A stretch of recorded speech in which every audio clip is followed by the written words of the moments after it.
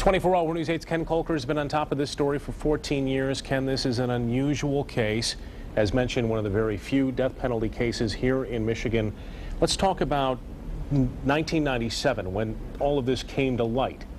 You were on the story back then for the press. Yeah, actually, I was a reporter at the Grand Rapids Press, and it actually starts a year before that when Marvin Gabrion actually raped Rachel Timmerman, which is why he killed her. He also likely killed 3 other men and also Rachel's year-old daughter. I was covering it back then.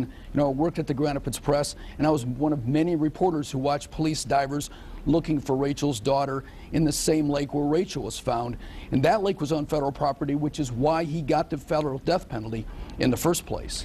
You also went to Gabrion's old home today in White Cloud. Ken, what did you find up there, if anything? Well, it was pretty interesting. I went to his home. I actually had visited his parents long ago when I was working at the press, and I went to that old home in White Cloud where his parents raised him. The house was locked up tight, obviously abandoned, but surprisingly, I found one of my old Grand Rapids Press business cards there from 14 years ago on a windowsill, and we found his mother's tombstone just a few feet from the front door, and we couldn't find his father. That is surreal. And you've had dealings personally with Gabrion. He was never shy of dealing with the press, the media. Oh, when I worked at the press, he would call me quite often. He even sometimes called me at home, and at one point I had to tell him to stop calling me at home. He's been convicted of this crime. We know that he did this according to the court findings.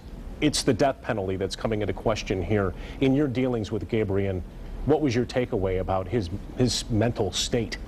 Well, you know, I remember talking to a court clerk in federal court, and they've dealt with a lot of bad people there, and she said that was the most evil person I've ever seen. And talking to people, other people who've known him or have dealt with him, they just used the word evil. And that's your assessment, too, that this could go on for another 10, possibly 10, 15 years? It's taken this far to get to this point, and now basically he is a convicted killer who is now awaiting sentencing. Where is he? In Terre Haute? He's, yeah, in federal prison in Terre Haute.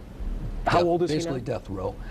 That's a good question. In his 50s, I believe. He's got to be, yeah, 50 approaching 60. He's got a Facebook page, standing there with a picture of himself holding a rose. He's sick. Yeah, yeah. Ken Kolker, thanks for your insight on this case.